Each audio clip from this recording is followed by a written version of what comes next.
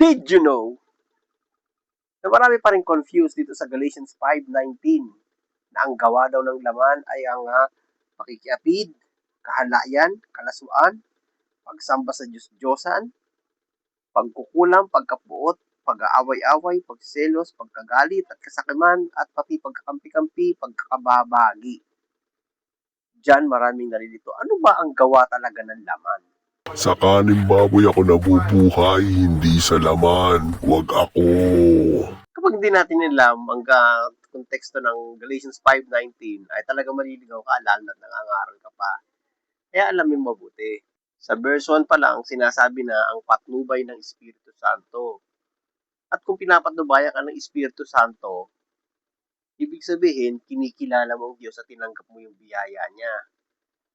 Ngayon, bago mag-19, syempre may 18.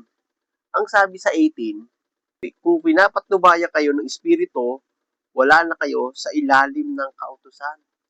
So, ganun pala. Yung mga sinasabing mga makalaman na gawa, under ka pala ng kautusan.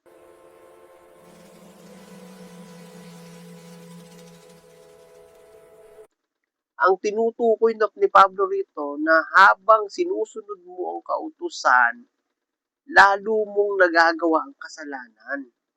Kasi ang lakas ng kasalanan ay nasa kautusan.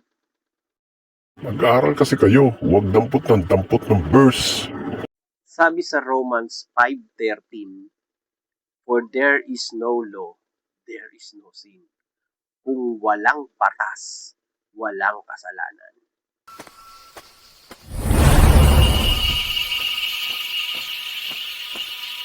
Kaya ibinigay ang law para makita ng tao, masalamin ng tao na hindi niya kayang sumunod. Kaya sabi sa Romans 5:20,